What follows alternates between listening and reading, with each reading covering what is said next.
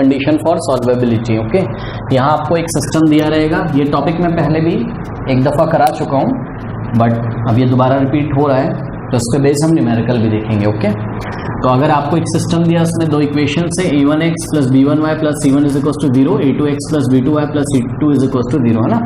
तो ये system consistent भी हो सकता है, इनकंसिस्टेंट भी हो सकता है, यानी कि इन दोनों इक्वेशंस का कोई कॉमन सॉल्यूशन हो भी सकता है। अगर इन दोनों इक्वेशंस का कोई कॉमन सॉल्यूशन होगा तो हम बोलेंगे सिस्टम कंसिस्टेंट है।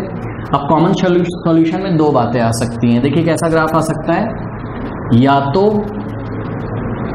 ये x डैश, ओके, ये y डैश है, या तो मान लीजिए पहली लाइन है, ये देखिए ये फर्स्ट लाइन है आपकी, इक्वेशन नंबर 1 वाली लाइन है, और ये आपकी इक्वेशन नंबर 2 वाली लाइन है। ये दोनों कहाँ इंटरसेक्ट करती हैं? सिंगल पॉइंट पे। तो जब दोनों लाइन्स एक सिंगल पॉइंट पे इंटरसेक्ट करती हैं तो दोनों को कितने कॉमन सॉल्यूशन होंगे? एक ये वाला जो पॉइंट होगा ये इसका क्या होगा? सॉल्यूशन होगा। पहली इक्वेशंस का भी होगा, दूसरी इक्वेशन का भी, यानी कि यहाँ से एक परपेंडिकुलर डाल देंगे तो एब्सिसा यानी कि x की वैल्यू मिल जाएगी, और एक परपेंडिकुलर यहाँ डाल देंगे तो यहाँ से y एक्सिस पे y की वैल्यू मिलेगी। सपोज ये 2 आ रहा है और ये 3, तो 2 और 3 पहली इक्वेशन का भी सॉल्यूशन होगा और दूसरे का भी होगा। तो हम बोलेंगे सिस्टम कंसिस्टेंट है, लेकिन कंसिस्टेंट होने के साथ यूनिक सॉल्यूशन है। कैसा है?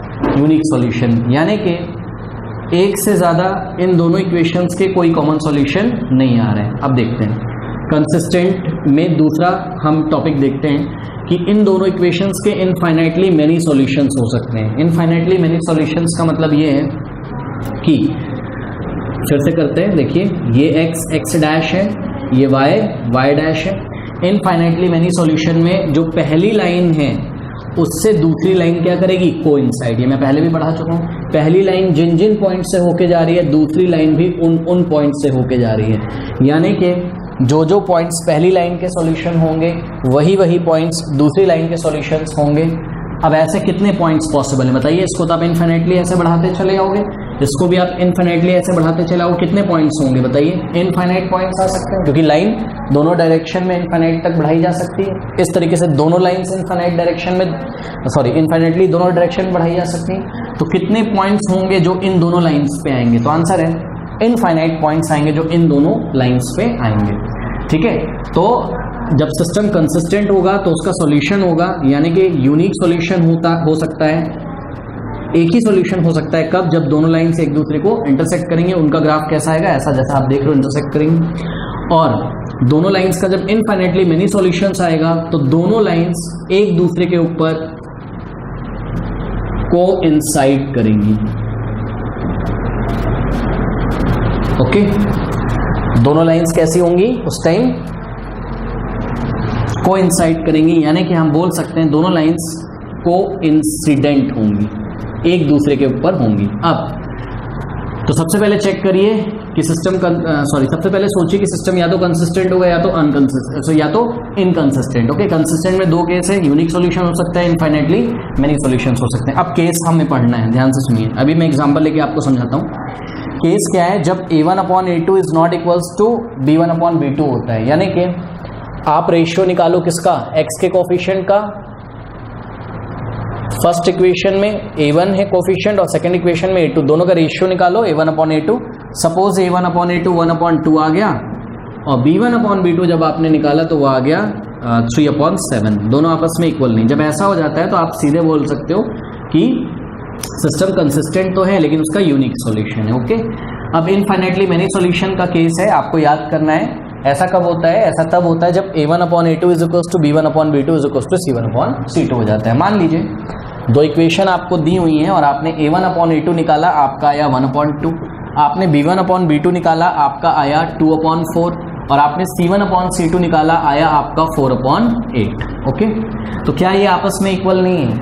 आपस में इक्वल है। कैसे? अगर मैं इसको कैंसिल कर दूं, 2 1 2, 2 2 4, ठीक है, और 4 1 4, 4 2 8। तो देखो सब a1/a2 भी 1:2, b1/b2 भी 1:2 और c1/c2 भी 1:2। जब ऐसा आता है तो हम बोलते हैं कि सिस्टम कंसिस्टेंट है और इनफाइनाइटली मेनी सॉल्यूशंस हैं, यानी कि दोनों लाइन एक दूसरे के ऊपर पड़ी होंगी, कोइंसिडेंट कर रही होंगी। याद रखना है आपको। इसके बाद जो दूसरा केस है, ये पहला केस है, पहले केस में दो केस है। सॉल्यूशन होगा, यहाँ पे सॉल्यूशन पॉसिबल होगा और यहाँ कोई सॉल्यूशन ही नहीं होगा। और कौन सा सॉल्यूशन, कॉमन सॉल्यूशन।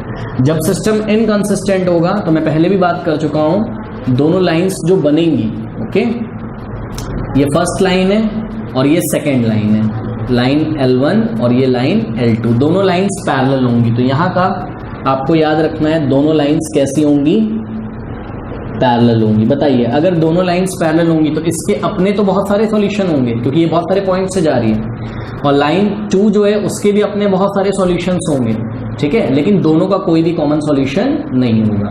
तो याद रख लीजिए, जब सिस्टम इनकंसिस्टेंट होता है तो नो कॉमन सॉल्यूशन, यानी कि no common solution of the system का कोई सॉल्यूशन नहीं होता है, ओके। और इस टाइम केस होता है आपका A1/A2 तो B1/B2 के इक्वल होता है, लेकिन वो C1/C2 के इक्वल नहीं होता है, यानी कि A1/A2 आपका 1/2 आ रहा होगा, B1/B2 भी आपका 1/2, ये बस मैं एग्जाम्पल के तौर पे ले रहा हूँ, ये B1/B2 भी 1/2 आ रहा होगा, लेकिन C1/C2 आपका 5/7 आ रहा होगा। तो देखिए A1/A2 B1/B2 के इक्वल है, लेकिन 5/7 जो कि C1/C2 है, तो ये दोनों पार्ट आपस में तो इक्वल हैं, दोनों C1/C2 के इक्वल नहीं है।